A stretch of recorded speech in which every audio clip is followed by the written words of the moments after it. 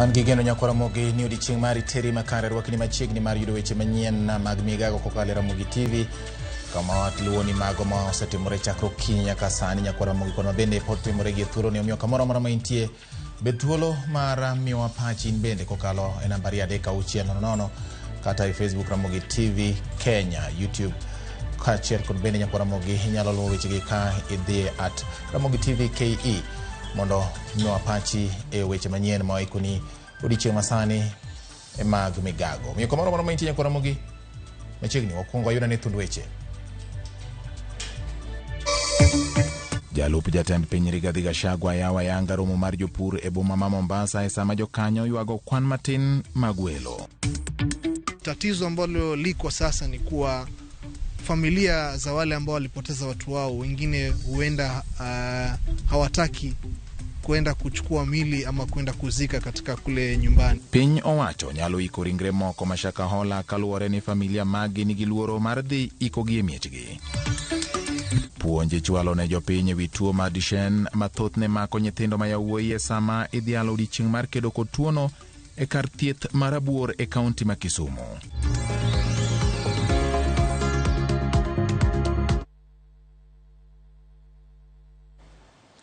Koro mogi machiegni mar yudo weche manyien na dimba nyinga en George Bati. Riwruoge makedo ne ratich oganda koro kwedo winjruok ma jotend pinje Afrika nyogolo nyoro ma idendo ni Nairobi Declaration kagiwacho ni pinje mag Afrika owito thuolo maduong'.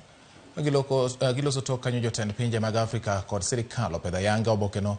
Riwruoge go wacho ni romo mar pinje Afrika wi lokruok chal kor lwasi ok onyago lemo ka bende gimedo ni jotelo mag Afrika nyoko nono matut dwaro mar oganda jo Afrika.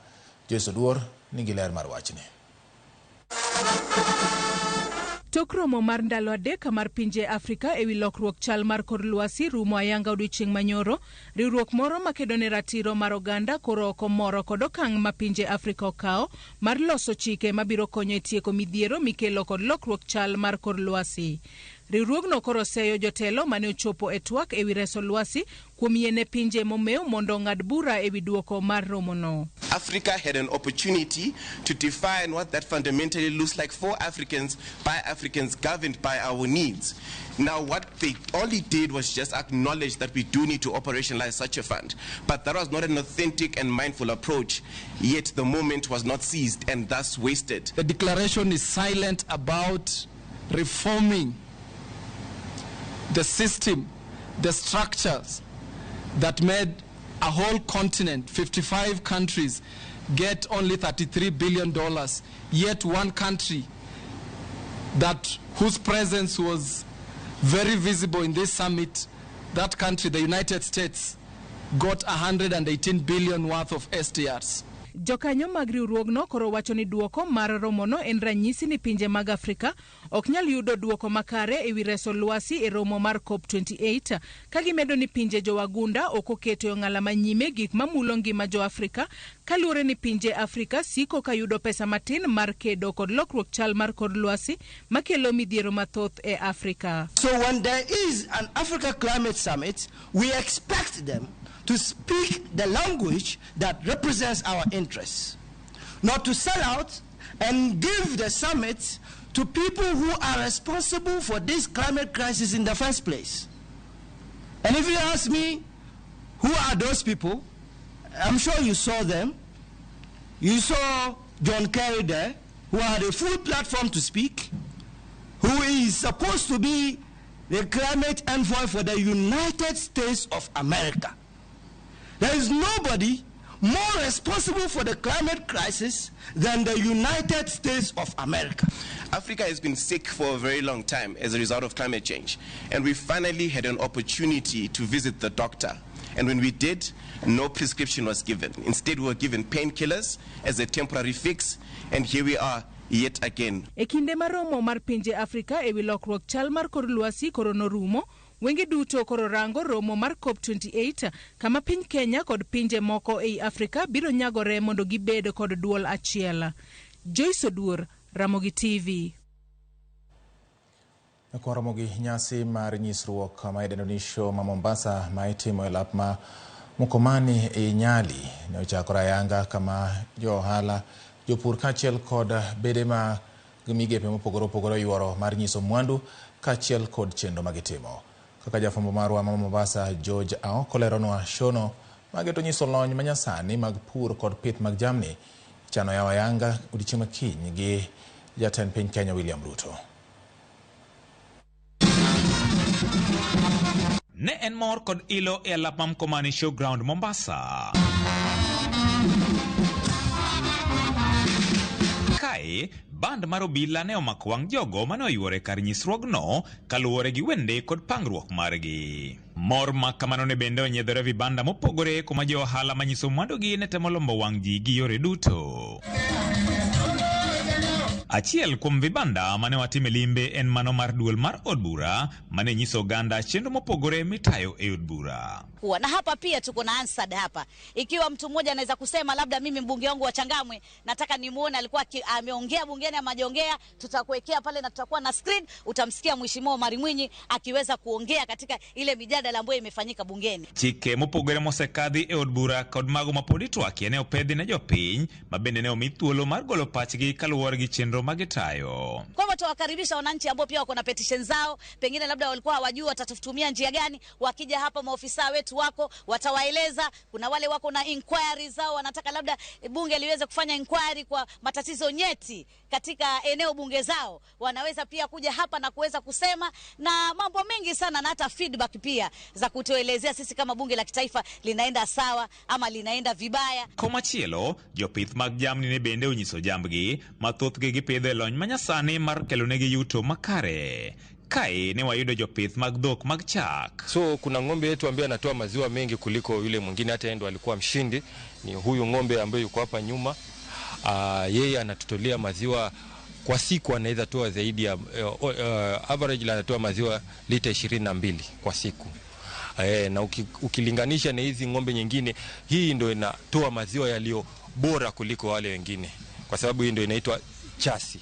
Jopur magalode kaachiel kod cham ne bende onyiso kit lony manyasani magitiyo godo e pur, kendo jiwo oganda mondo mi oket maino e lony ma kamago, to chutho kaluwore gi wach lokruok mag kor lwasi. Jo ohala matindo ma bende ne oyuore shono ne onyiso geno mar yudo ohala maber kaluwore gi kwan dhano mantiere. Ji dhi biro mang'eny nikech aneno ka kero makore ga Butswa sani.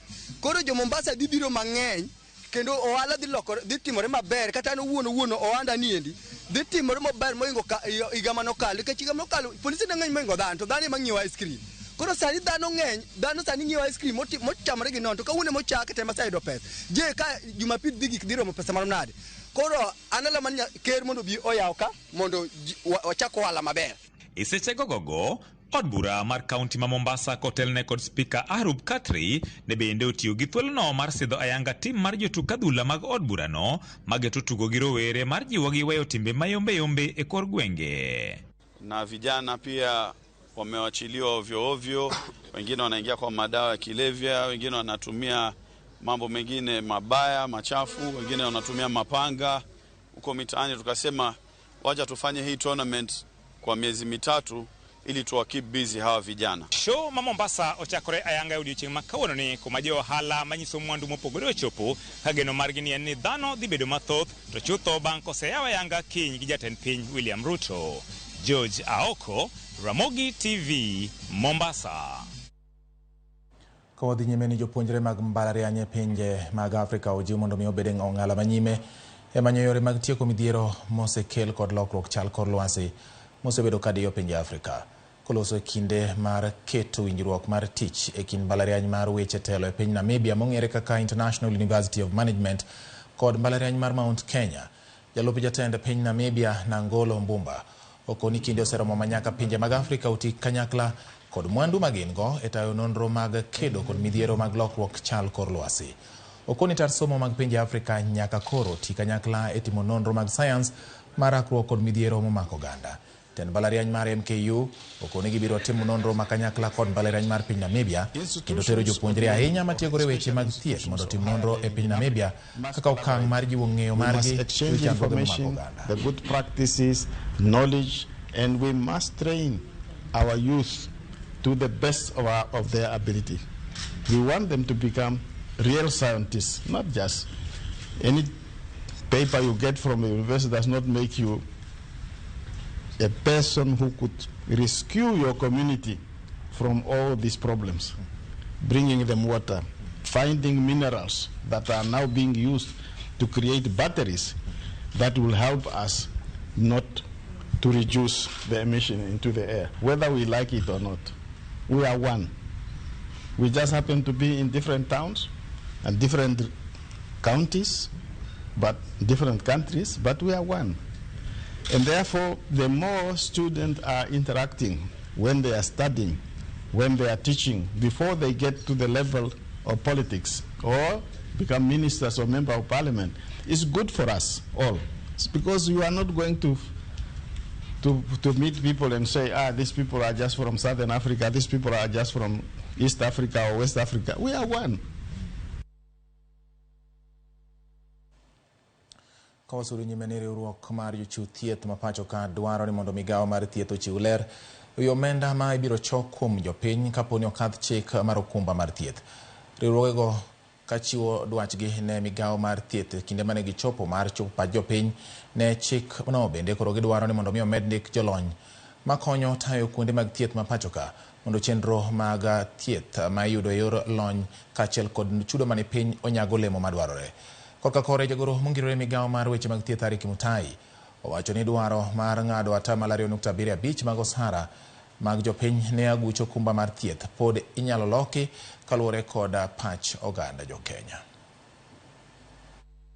E odiechieng' machielo, migawo mar thieth nobedo kod romo mar choko pach jokanyo e wi paro mag chik 4 madhi konyo tego chenro mar thieth mar UHC. Riwruog jochiw thieth kokalo KMPDU, kuko kod mag ngima oganda nochopo kendo kwayo mondo ochiw ler kaka UHC biro tiyo kapok ochak juog jopiny. So we are planning to collect money, but we don't know how much. I'm planning to spend it. Try cost it, because if you look at the system that work, they have an amount they have costed, what it will go to, and then you share it out also. When you share out the monies, because the people have a tendency to take it to infrastructure, to brick and mortar, and to tenders. Ywak gi machielo en nok mar jolony majiwo chenro mag thieth e osiptende mag level 2 kod level 3. Managers are not empowered in terms of management of finance.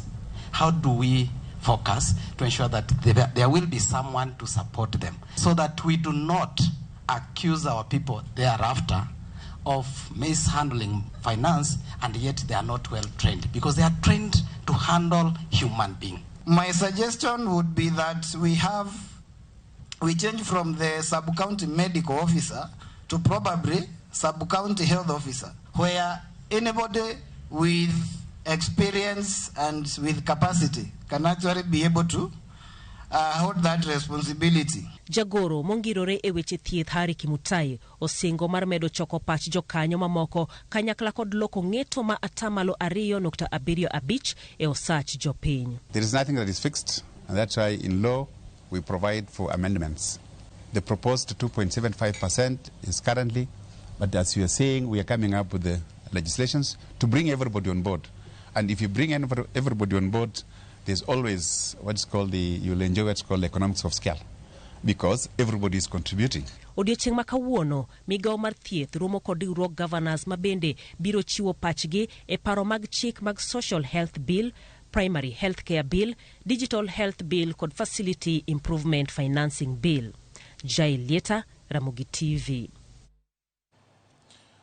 Odhiani nyime nyako Ramogi wang'imo tende kod weche mag ngima oganda kod thieth. Tuo mar Duchenne muscular dystrophy ma ong'ere kod chamo leche kod ring dhano ma chwewe ng'ato kod ng'ol en tuono ma bende miyo ng'ama ni kode ok nyal timo thoth gik ma owinjo bed ni otimo en owuon. En achiel kuom tuoche ma opondo ma ok ong'ere malong'o e seche ma bende gimedo kelo midhiero mathoth ne ngima oganda. Odiechieng' ma kawuono ni nyako Ramogi en odiechieng' ma bende oketenge mar lando ng'eyo mar tuoni kod midhiero ma okelo. Ripota mar Millicent Adhiambo nyako Ramogi ne watude godo mondo mi wane mathoth kotende kod weche ma nyasi ni kata weche ma tuoni ma Duchenne ma bende tuoni koro osebedo kamiyo oganda bedo gi paro mopogore opogore, kendo koro dani watude negi Millicent Adhiambo onyiswa ni to nyasi ma kawuono obag kama chalo nade, to gin weche mage ma pono ni osewuok kotende kod wach mar tuoni, joma dipone oseyud kod tuoni, okenge moseketi mar neno ni orakruok kode kendo thire yo makare. Millicent Adhiambo, ka iwinja, thuolo koro en mari mondo koro inyiswa ni to weche chalo nade nyasi mar yango tuo ma bende chamo ring dhano kaachiel kod leche, kendo weyo ng'ato kod nyao kata ng'ol mar rem timo gik manowinjo bed ni otimo kien ma ok okonye. Millicent. Erokamano ahinya George Bati. Achiel kachiel kwa wuok e kar yudo thieth ma Rabor sub county ma bende odiochieng' ma kawuono jonyuol mani kod jotuo ma bende tuo midendo ni Duchenne muscular dystrophy, ma en tuo kaka iseyango ni omiyo leche bedo manyap kendo miyo ng'ato kata bed ni onyuol e yo makare to kagi higa moro to tuo no nyalo kelo ng'ol kuome manyaka chieng' mamaye teko mar timo gik mamoko kaka dhano mangima. Ka kamano chieng' ma kawuono jonyuol go eko mani kod jotuo go ne ochako wuotho odiochieng' ma kawuono kowuok Alendu ka giwuotho e ndara ka gitemo lando injili ni tuo ma kamaendi nitiere dier oganda, nikech en tuo ma bende iyango ni osebedo kaka opondo. Inyalo yudo ni nitiere kuonde ma entiere kata jonyuol maneno ka nyithindgi ni ng'ol ma gikia gundgi kuma wae to gikia ni tuo ni ema okelo ng'ol ma kamano. Koro giyango ni tarik 9 dwe higa ka higa tarik 9 dwe mar 9 tarik 7 higa ka higa en odiochieng' motengga mar lando injili mar tuo ni mondo oganda kata sirikal kata migawo mar thieth one kaka ginyalo asiro yore mopogore opogore mag thiedho tuoni kata konyo jogo ma bende kalo e midhiero ni. Machiegni abiro wuoyo kodgi kachako kod jonyuolgi nikech wan kodgi ka odiochieng' ma kawuono. Inyalo neno ka indi ka giwuotho kod achiel kuom bende nyithindgi kata jotuo ma girito kokalo kuom Duchenne muscular dystrophy. Abiro chako kodi, inyisa mana nyingi mondo ilerna ni to in kaka janyuol ma bende nigi nyathi ma nigi tuoni, pek mage misekadhe, tang'o muneno odiochieng' ma kawuono ni mondo mi uland injili, gino ma kizungu dendo ni creating awareness on Duchenne muscular dystrophy. Alafu nyisa ni to ugombo ni to sirikal kata migawo mar thieth oketo okenge mage siro jogo mani kod jotuo mar tuoni. Erokamano.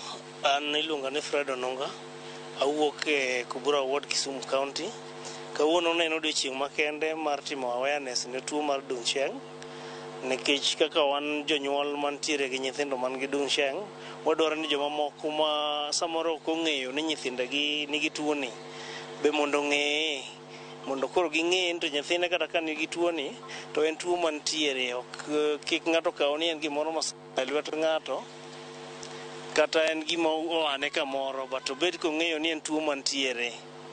Erokamano. Koro ang'o miyo uneno ni ber mondo mi oganda ong'e gini, alafu bende sirikal kata migawo mar thieth osekawo okang' mar neno ni osiro e yore mowinjore kata mag thieth eno ni tuo ni oked godo? Sirikal to pok ochopo irwa mondo one kaka dang' kony tuoni, nikech ang'eyo ni ji mang'eny man kode to pok ong'eyo. Koro akwayo mana sirikal mondo tem mondo chop e kor gwenge, nikech joma ng'eny nitie kode to ok ong'eyo ni gin gi tuo mane. Koro akwayo mana sirikal mondo chop irwa mondo one midhiero ma wantiere go to gine kaka ginyalo konyowa e kedo gi tuoni. Erokamano ahinya. Mana mapiyo piyo abiro biro iri mondo imbi ler mana mapiyo piyo nyingi, alafu midhiero misekale kata pek ma tuoni osekelo ni e ngimani kata kotenore kod somb nyithindo, ngima nyithindo, kamano. Erokamano. An iluonga ni Nelly Achieng' Nyagol, Kubura Ward, kendo asekale pek koluwo tuo mar nyithindo, nikech anyalo wacho ni nyithinda te asewito nyithinda 4 koluwore gi tuo mar Duchenne.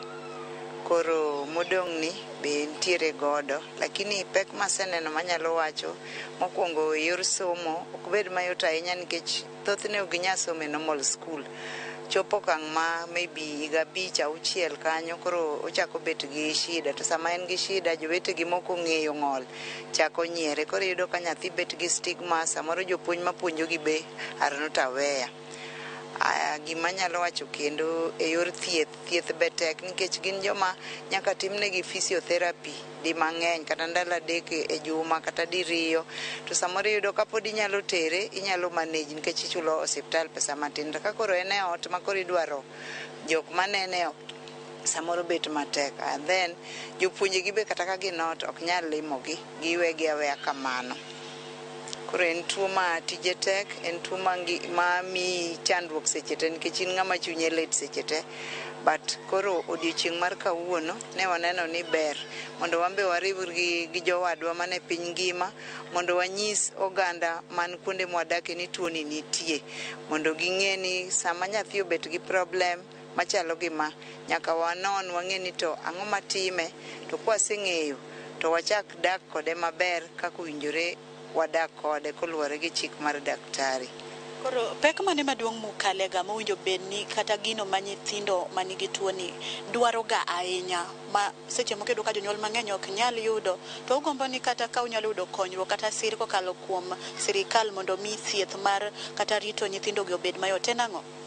Mokwongo en wach mar wheelchair. Nyithindwa gi wheelchair gi ipimo gi koka gibete, ok gi nyiewne anyiewo moko manomol gi, tiyudo ni wheelchair wachando. Koro ka inyalo ketnwa bech wheelchair piny matin, kech iyudo ka kidwa nyiewo ne nyathi wheelchair mopime igolo up to 28,000 siling 28,000 ma samoro in kaka janyuol ok inyal yudo. Koro iyudo ka ng'eny nyithindwa gi jonyuol gi opondo gina gine udi ok ginyal wuok oko nikech wheelchair onge.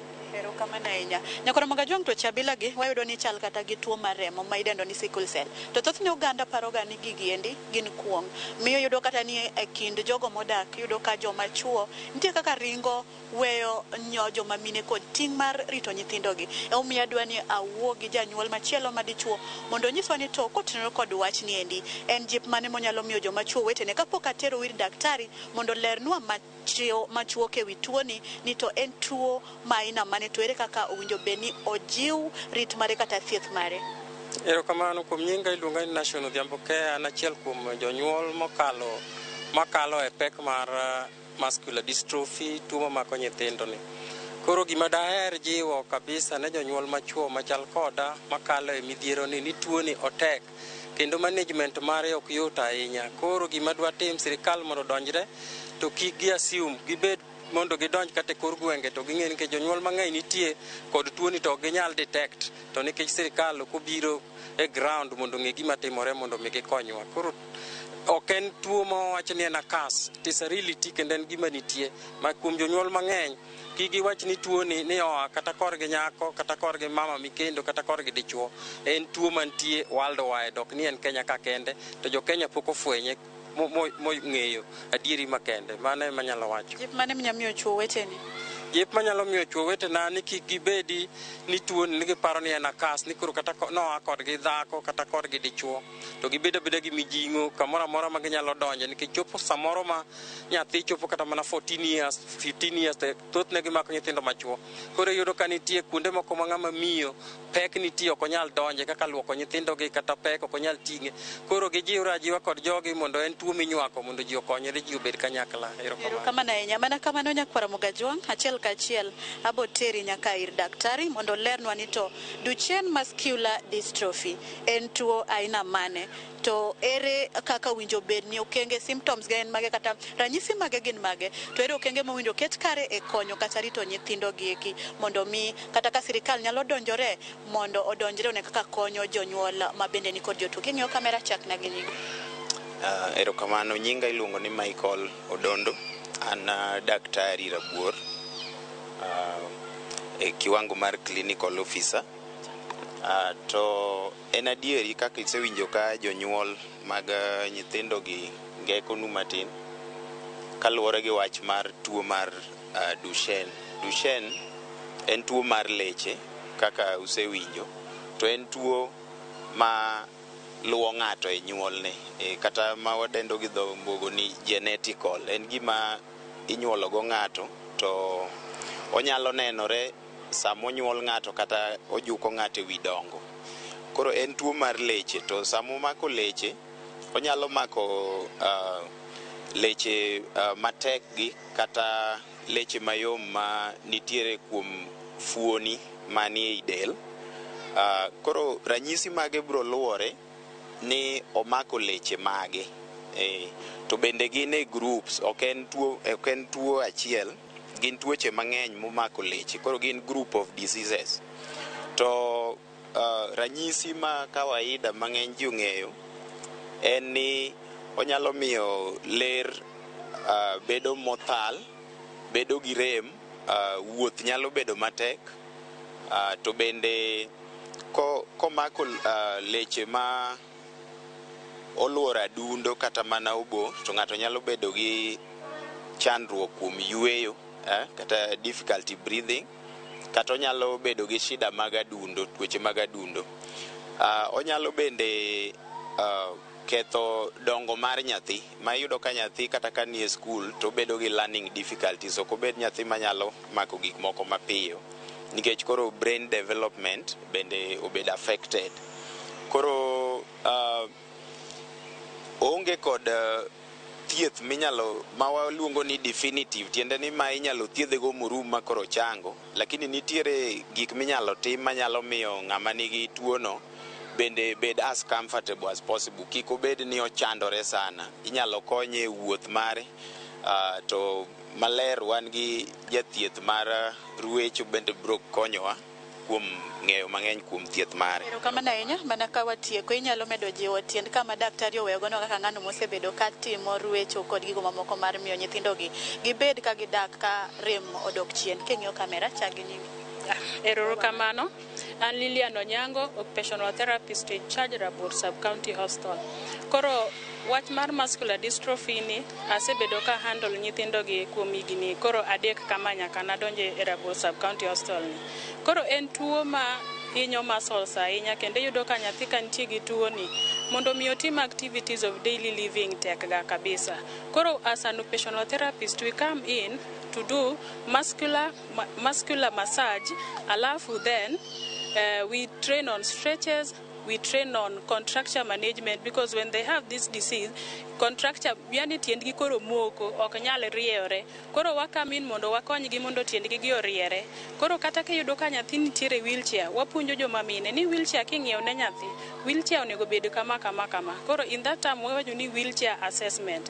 Then we come as wachak wadonjo kaka occupational therapist as an team, to wakonyogi e school assessment. Koro kwasetim ne nyathi school assessment, itimo ne school placement, kech kata ka gin gi tuo mar muscular dystrophy to nego bed ni gidhi school mana kaka nyithindo mamoko gi. En mana ni bedo ga challenge ne jonyuol seche moko. Jonyuol ok nyal yie ni mondo nyathine ka otero school, lakini kuom jonyuol ma sa interact go e hostel kaendi, asewuoyo kodgi maber ma nyithindgi kendo dhi e school program maber kabisa. Then tuo ni kendo okelo ga shida ne familia ma oyudo. Iyudo ka koro nyaka wamigi psychological support ka gibiro tiwuoyo kodgi e yo maber. Then akwayo sirikal ni mondo odonji mondo konygi e weche moro amora ma dichandgi. Wheelchair en expensive ahinya. Wheelchair minyalo yudo en mana 20k kucho ka dhi mbele. Iyudo ka janyuol ka seche moko financially ok en capable. Iyudo ni koro mae miye tich matek. Ago erokamano. Kwan ka gino ma kizungu deno ni statistically, nyithindogi bende gisewuok mang'eny manyalo miyo migawo mar thieth wuok oko mondo otim anena nonro mar yudo yath kata kaka inyalo konygi mondo gidak kaka nyithindo mamoko ma ok ginenre ni chal ka gima ji nenogi kaka gima gin joma lich ma ok owinjo bed ni ji riwore godo kanyakla. Okay, erokamano. Koro emomiyo watimo awareness ni kawuono, nikech iyudo ka mostly ging'eny lakini ok anigi e mier. Koro awareness ni otim mondo kaponi in be kata in gi nyathi man gi Duchenne muscular dystrophy kata Becker muscular dystrophy, golgi oko mondo jo sirikal ong'e ni at least wan gi namba ma kama wanyalo come in mondo wa support. Koro emomiyo awareness ni otim kawuono mondo jopiny ong'e, kata jokoro gwengewa kata hospital alwora mar surrounding ni ong'e ni ya tuo ni en kama. To ok en tuo minyalo kane nyathi ot. Nyathi nyalo gol oko ma nyathi dhi school maber. Kendo kaka wawacho adier, an gi client na moro kiluongo ni Wayne. I'm very proud of Wayne. Wayne wacho kizungu, be use interact gi Wayne. Wayne wacho kizungu maber, kendo Wayne somo maber. Gimoro amaro otimo perfect. Kata gige YouTube ka interact kode ka dhiga odgi. Wayne gin mani puonje gige kaka itimo YouTube, kaka itimo everything. Koro ana kwayo jonyuol ni kaponi in gi nyathi mikane ot to nigi muscular dystrophy, golgi oko, kelgi Rabuor. Seche moko kata ka pesa otami, kelgi akela ira, abiro wave. Koro wabiro wacho ni kele akela, wawuoyo gi hospital management, to koro in ok ichul pesa mar therapy. Mana kamano George Bati moko komiwinjo kaka nitiere tuo mar Duchenne, tuo no ma miyo leche bedo manyap kendo nyalo miyo kata fuoni mag den dhano mopogore opogore koso ma ok otiyo kaka owinjore. Kaka isewinjo mago moko kuom pek ma bende jogo manigi jotuo manigi tuo ni kaloe kanyaka sani odiochieng' ma kawuono bende ne gitimo lando injili mondo mi ji ong'e ni tuo ni nitie ne jogo manigi nyithindo bende nyalo bedo kod ng'ol lakini gikia ni to ng'ol ni gunde oya kanye onyalo wuok oko mondo giriwre kanyakla gine kaka ginyalo wuoth achiel mar kedo kod tuo ni ka bende winjo ka ichwalo ne migawo mar thieth mondo be owuok oko gine kaka ginyalo timo nonro kendo gichiw sir mopogore opogore eneno ni ochiw thieth makare mana kaka osebed ka itimo ne tuoche kaka mag remo kaka sickle cell mondo jotuo ma bende ni kod tuo ni oyud fuong'ruok matin. Ka kamano kionge penjo moro amora aduoko ni studio mondo idhi nyime kod medo kelo weche ma medo tucho ka bende wen bende pod wamedo go mbaka kaendi kod jogo manigi tuo mar Duchenne muscular dystrophy. George Bati han kuomi.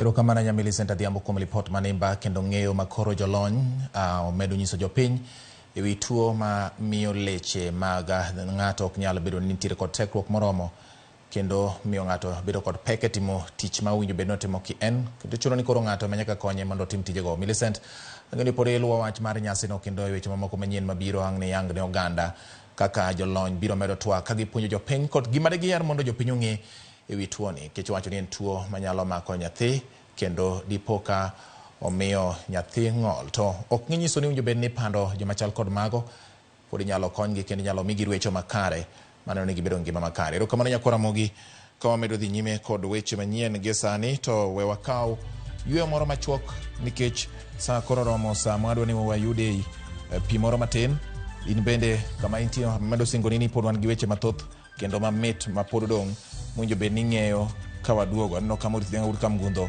wacho ni happy birthday my county mate to wacho ni aneni kendo wawinji maler in kaka johera mag jood bura ma Uriri Mark Nyamita mosebedo gi sigu mar siasa gi ODM omor mang'eny kuom kaka duol ma ochung' ne ODM nyo ong'ado ni bura kendo koro wasikwa wigi kuot mane gima wacho kanyo. Okay, nyakora mogi ka bende neno ka Migago ler maratari gwenge mag Rinya Awendo Harrison Airo wacho kamano ni makare ahinya rapogi Kanyamkago ka Otistinga Oganyo wuod rapogi wacho kamano. Batika Umosa neno weche manyien mag Migago kantire Karen Bento Charles wacho kamano. Erokamano ahinya. Kasto bende neno ka Josia Witi kawuok Osure Kanyamwa wacho ni amor gi nyasi ma Mombasa no dhok ler kanyo kendo wayiego. Erokamano dadi kula neni maber kendo neni maber ahinya kaka ilando no weche manyien kendo Ramogi TV ler dundo kawuok Komungo wacho kamano. Kasto Slobodan Shata kawuok Nyasoti Magunga Yoma Bay County amor gi chenro mag Ramogi TV kendo miyo weche maler. Erokamano Slobodan Shata kawuok Soba in koda ndani kama kawa kendo imora ahinya. Yina monda kaw yo machuok ka wadugo pod wan gi mathoth weche manyien mag Migago.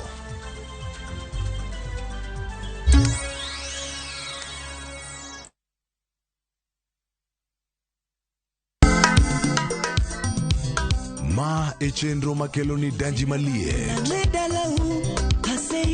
kik od belo bai wakelo ni be angomiri aliye juu fuata ma e chenro makelo ni duond yawuoto nagi apuro puoth ngima apuro puoth poetry bende apidho kodhi duond mine nyalo kod ohala ng'at mochako ohala nikech ng'ane no ochako gino gibino mbak ndalo wuoyo go ganda mar onagi ka jiwo gi kik gibedi gi luoro kod Stella Brenda Lynn Ramogi kod DJ Kolo wuok tich nyaka tich abich saa 8 odiochieng' nyaka saa 10 odhiambo mane Ramogi TV.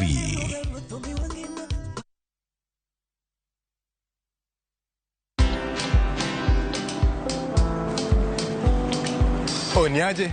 Ni kama unashangaa kwa nini naangalia simu with so much focus eh? Usishangae sana. Nimekuwa ndani ya story kabisa. Ni kama ile aliye juzi. Ni kama nilikuwa hapo iki happen. And when this new market was being opened, ni kama nilikuwa hapo tu. Hata vile local tourists for a special rate at the coast. I was there. And when this new road was being commissioned, I was right there. Na hata wewe, unaweza kuwa na story wherever you are. Just download Citizen Digital. Stay informed on all the news and events as they happen across the country, the continent, and the world at large. Download Citizen Digital, Kenya's #1 news app.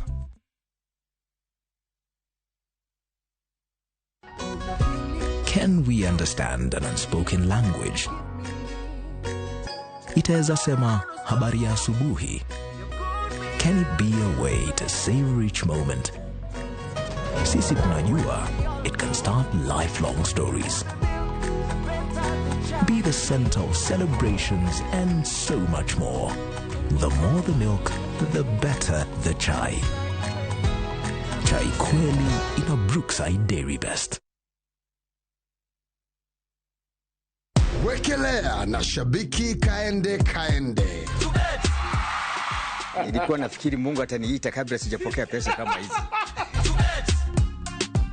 Jina langu ni John Kisaka Mangwari na mimi nakaa upande wa Dagureti. Ninashughulika na mambo ya kanisa kwa wingi. Nilipigwa simu nilijisikia kama nimekuwa kijana, ninaruka, nafunga mlango naenda huko na huko na chini kaamini Mungu ni ukweli. Kitu ya kwanza nitatoa pasendi ya kanisa. Nilikuwa na ahidi mitambo yao si mzuri. Ingine nitakuwa nikikula kachai kadogo. Kiasi hiki kitu ni ukweli. Wekelea na 50 bob pekee for a chance ya kuomoka na 500k. Lazima kaende, yende kila wiki. Mina dai wote twenda hivi. Not for persons under the age of 18. Shabiki.com is authorized and regulated by BCLB under license number 416.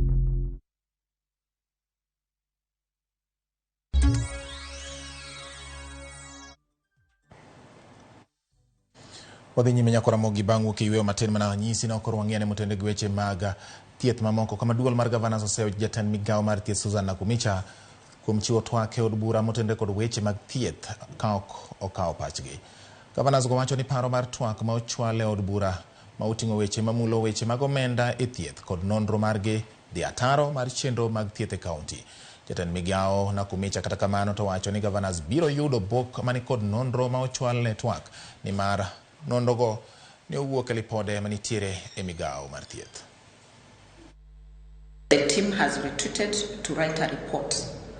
So once the report is ready, we shall be sharing with the COG and the Excellency Governors the report from the assessment, which we hope that it will tell us what are the issues on human resource, what are the issues on HRH, what are the gaps and the need for any infrastructure and equipment, and eventually that we should be able to organize ourselves into primary care networks, which is the essence of this UHC. That's actually the foundation.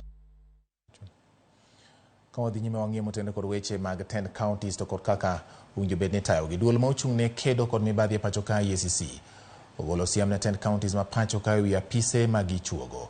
Siem no biro e kinde ma counties moko osebedo ka chuogo apise moko oko mar chike matayo kaka onego ndiki e tich jotije mag county. Kaluwore gi oboke ma bende chiw kod duol mar Transition Authority kod mano marango weche mag osara mag jotich mag piny owacho, apise ma onego bedi e counties oting'o jatend jotije apisi mar gavana, apise mamoko gin mag josom paro e weche mag ochumi, siasa, chike kachiel kod apis director ma ochung' ne weche mag fwambo. Jotije mamoko makonyo apis gavana kaka jating' dai mare, jagoro, jatedo, dereba, jaote kod jarit dala bende owal gi chike mapachoka. EACC omedo wacho ni counties mamoko osebedo ka ndiko jotije moko ataro mag chike kata ma oko puodhi kowuok kuom board ma ochung' ne ndiko jotije mag county kata County Public Service Board. Siem bende ochiw ne governors machano ndiko e tich jotije tok chik ma oketi ni gibiro ting'o ting' mar lal mag omenda kata tiyo gi omenda e yo ma ok ochan. County ma Wajir en achiel kuom counties ma oseyangi ni ondiko e tich josom paro e apisi mar gavana maromo 51.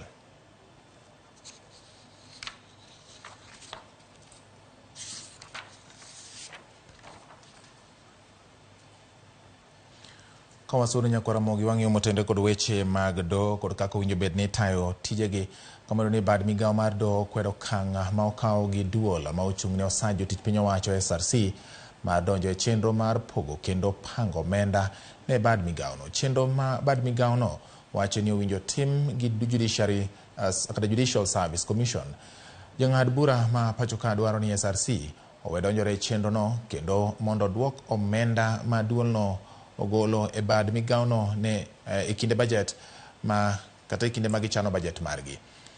Giwuoyo e romo ma okelo kanyakla jong'ad bura e boma ma Mombasa kama bende gilando ni gibiro dhi nyime kata dhi e doho ne duol mar SRC orem duoko chenro mar osach bad migawo no mar doho e lwet Judicial Service Commission. Kosomo ote mar ogai mar doho ma pacho ka jalup ogai mar doho Philomena Mwilu wacho ni gichiwo ndalo adek kende the judiciary within the parameters of the Constitution. We cannot at any one moment try to say that the National Assembly, the Senate or Parliament in general has any right whatsoever to try and hold the judiciary to ransom on any matter. It is purely interdependence within the confines of the Constitution. That what National Assembly is supposed to do under the Constitution for the judiciary, it must do it within the Constitution. The Constitution envisages that we are to be the enablers for the realization of its aspirations. We are to utilize the law to effect positive social change. We can and we must be enablers of the values and principles of governance that are embodied in the Constitution. I'm equally proud of and grateful for the significant change in our physical facilities through the construction of courts countrywide. This has been an area of great challenge, ranging from the lean supervisory capacity, insufficient funding resulting in project delays in exchequer releases, which hampers payment to contractors. Akora mogi piny owacho koro ripo ka oiko moko kuom ringre mane okwany e bungu ma Shakahola kaluwore ni anyuola gi luor mar kawo ringre go kendo ikogi e mier. Jokanyo mar riwruok mar Haki Afrika Mathias Shipeta owacho ni gima yudo ringre mamoko e bungu no kaluwore kata kaluoro bende nitie ringre moko ma dipo ka ok oyudi. Nyaka sani ringre ji maromo 429 duto osekuny e bungu ma Shakahola chakre dwe mar adek mar higani. Chenro mar timo nonro ne ringre go pod dhi nyime. Fresh revelations zinaonesha ya kwamba we might have more bodies. We might get more bodies in Shakahola.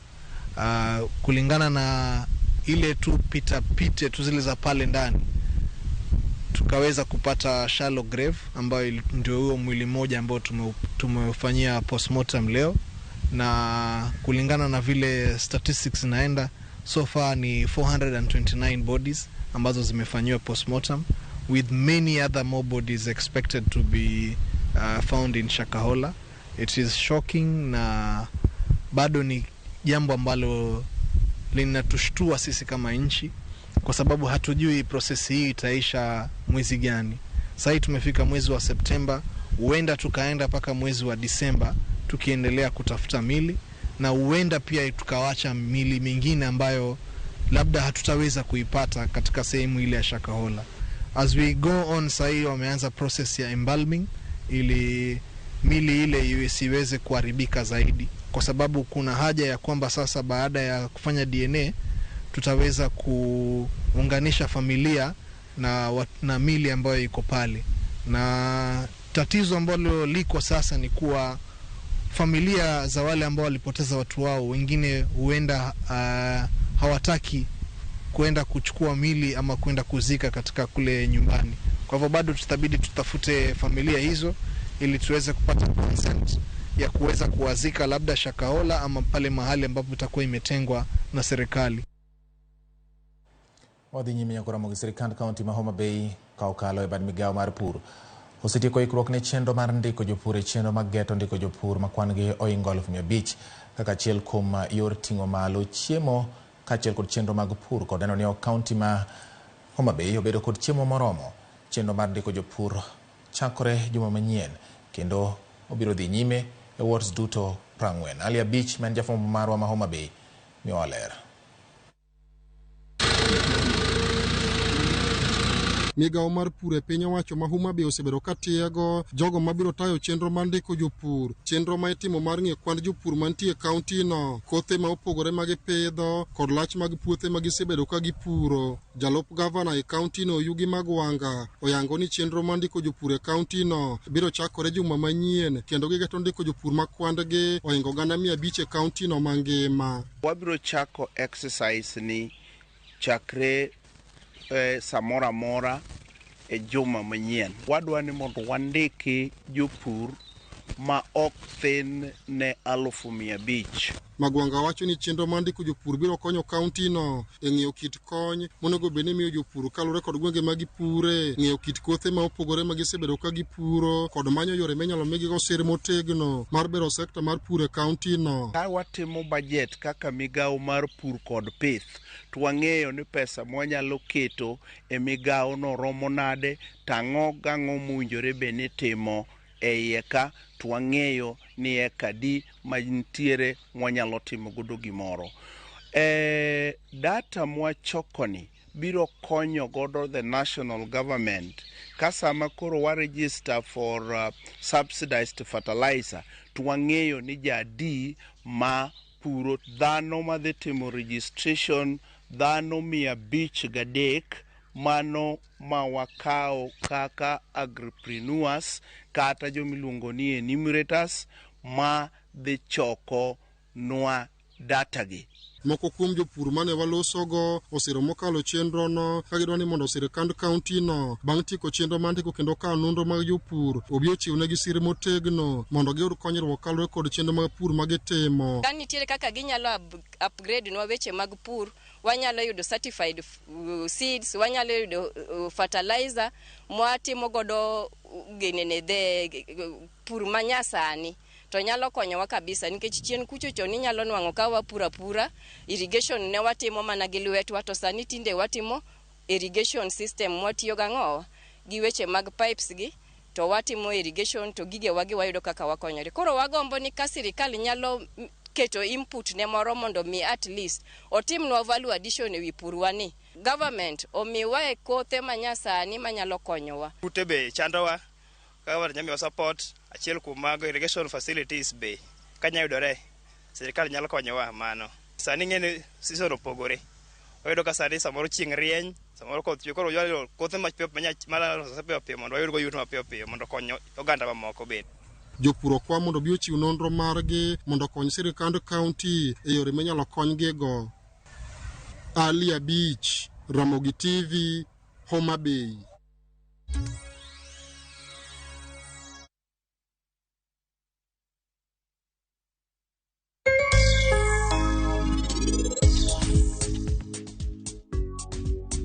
Machiegni penj laktar kokalo Ramogi TV kawa wacho ni ngima en mwandu. Ola mar juice nyalo yiero nikech ayudo ka omiya yuto maber ahinya, omiyo nayiere.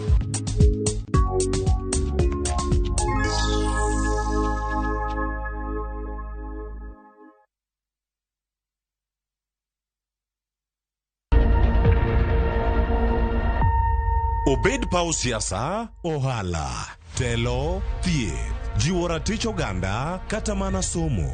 Ka onge jiwruok e kindwa to ok wabi bet. Ng'ama miyo duonde kata tekone nyisore e okang' mamalo. Dhowa ni can do so much. Wuo gi ng'ama nyalo wuoyogo many network ni. Kamoro amora ma intie pachoka, mine osekelo dongruok mathoth e pewe magimako kendo lony margi kelo lokruok mathoth. Asementa ji moromo kendo I'm very proud of that. Winj lony, jip kod puonj magichiwo. Gimoro amora midwa timo tim gi tekoni te gi chunyi te nikech mano kende e yo minyalo dongo godo motegno. Ngeso ka ngeso e chenro mar Mine Wacho kod Jaelieta.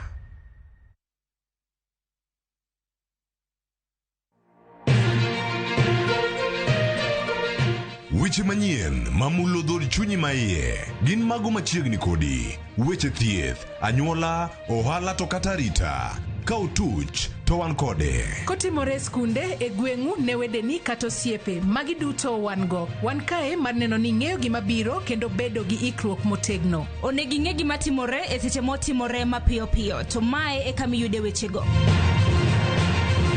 Nikech Kenya en marwa waduto to Ramogi TV en odwa. To kendo wantie iye kanyakla achiel kaka onagi. Ma en rupiny kod mbaka oromo. E Ramogi TV. Sud machiegni mondo wago mbaka.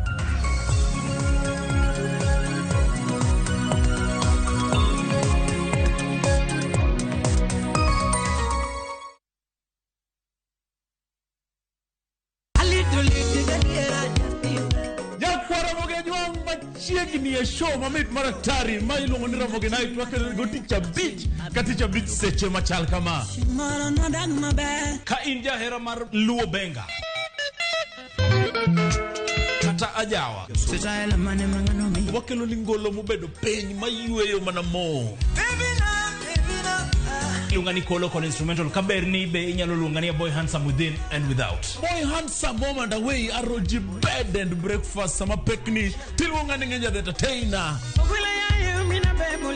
Kaka pile nyakona mogenyo wawacho ni kete manaka. Ramogi Night, ticha beach ka ticha beach, sangweno tieno.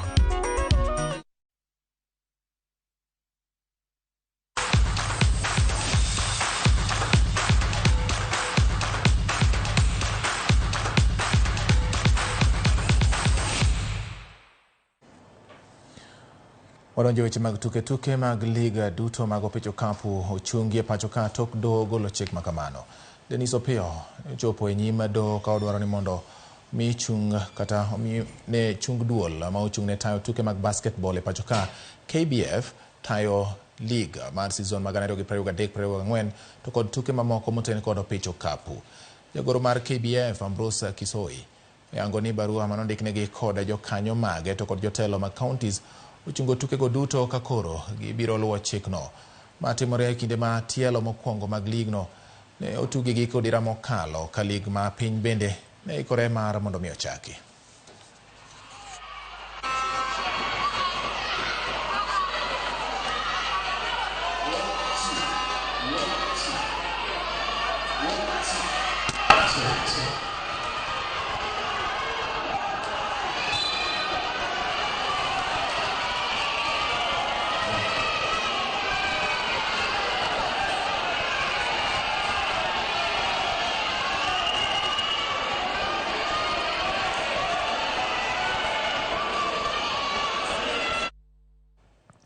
Tim mar adhula mar Kenya Harambee Stars ne otimo orako mar godhiambo manyoro ne ikruok ni tuko osiep kod tim mar adhula mar Qatar.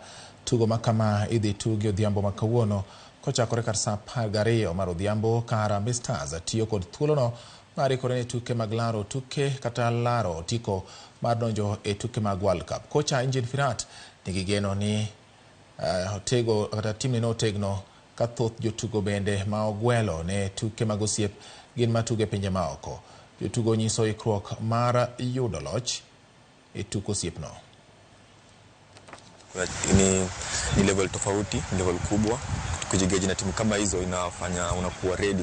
For example, vile tunaenda kucheza na timu kama qualifiers, hii tukicheza against timu kama hizi na more friendly like this, nadhani qualifier tutakuwa ready kuhandle pressure zote, especially away na timu yenye iko level ya juu ama level yetu, na tutatoboa sana tukiprepare poa na timu kama hizi.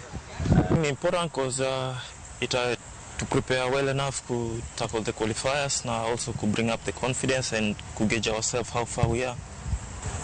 I think it's quite interesting to get to play back at home and also to give something to the fans because it was way too long since Wakam Grau to watch the national team play, so it's quite interesting to play at home and to do something for the fans.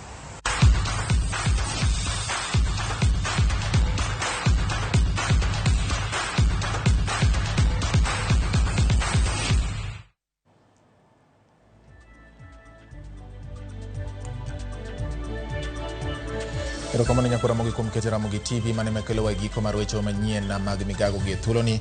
Ini mikao thulo mari kendo indiko na kaimi pachi.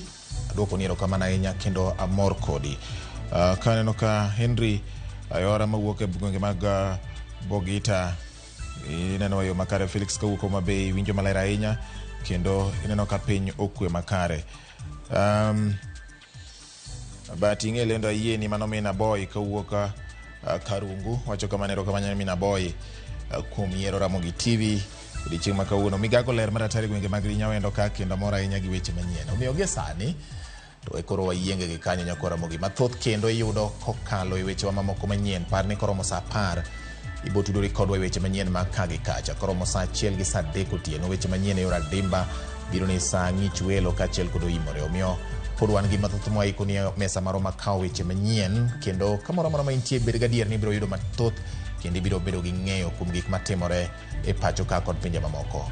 Kao kamano ilo jok masiro weche manyien mag Migago odiochieng' ma kawuono pod gi pak. Nyinga en George Bati Daddy Cool wuod Tsunami oriti masane.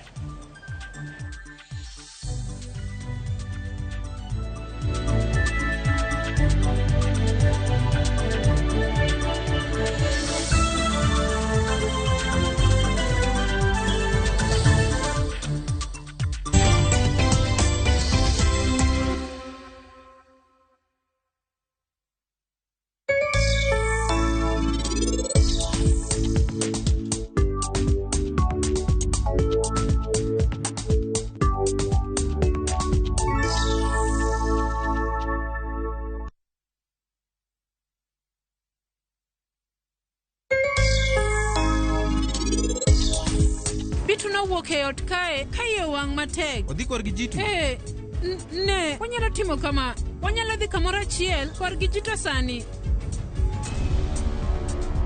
Sarab jathina, sama nyako wacho ni odwa miel kamoro achiel kodi, ok ber ka ini tamri. Kare nera. Wachina wa. Aye en an. Tingeni an na paro ni akwako mana in.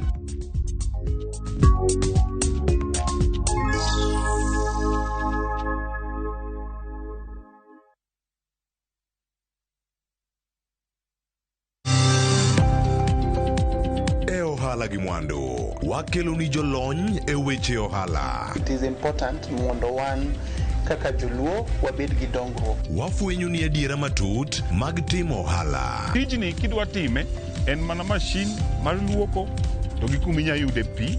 Wawuoyo e wi yore makare mag timo ohala. Kisechopo level mabedo brand, ono beni gimoro amora mitimo en gima timo ang'o makelo pesa. Wakonyi dongo handi ka wami yore mag kano mwandu. Investment group kawache mana gi nyinge no en choko pesa kasto ikete kamoro kasto golo nyinyo mabiro konyi e kinde mabiro. Omiyo wakwayo ni ji duto ket pesa gi e savings mondo wapuonji kaka gibiro tiyo kodo. Riwri kodwa chieng' tich ang'wen sa 1:45 otieno.